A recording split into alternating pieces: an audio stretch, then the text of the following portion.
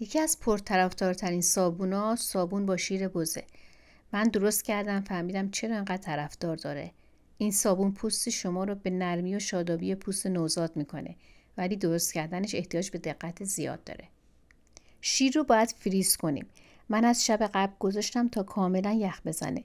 دلیلش هم اینه که وقتی هیدروکسید سدیم رو به شیر اضافه میکنیم، چون دمای مایع رو یک دفعه بالا میبریم، ازش یک بوی ناخوشایندی بلند میشه و شیرمون هم میبره.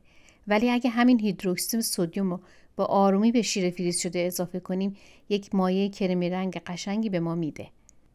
هیدروکسید سدیم رو در چند مرحله به شیر اضافه میکنیم و مرتب هم میزنیم. دمای مایع نباید از 27 درجه بالاتر بره. اگه احساس کردید دمای مایع داره خیلی بالا میره، دور و بر ظرفتون رو در یخ قرار بدید.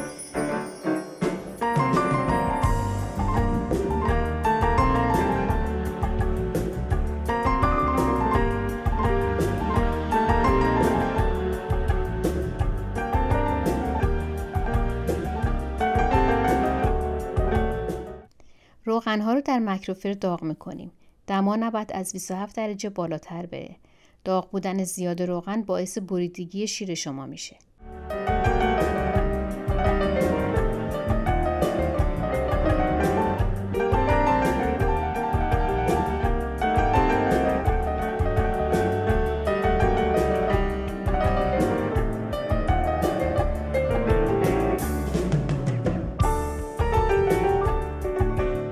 وقتی دمای روغن و شیر و هیدروکسید سدیم به 27 درجه رسید، خوشبو کننده و رنگ رو اضافه میکنیم.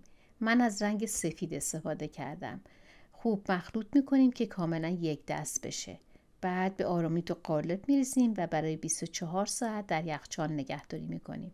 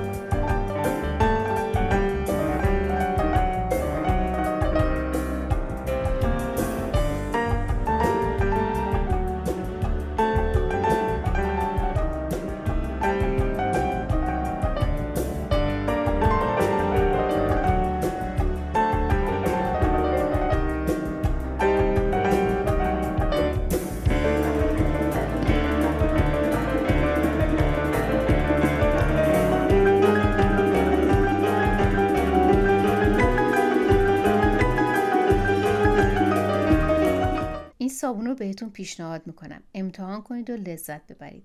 اندازه ها رو هم تو کپشن نوشتم. من رو با لایک و سابسکرایب حمایت کنید تا ویدیوهای بیشتری درست کنم.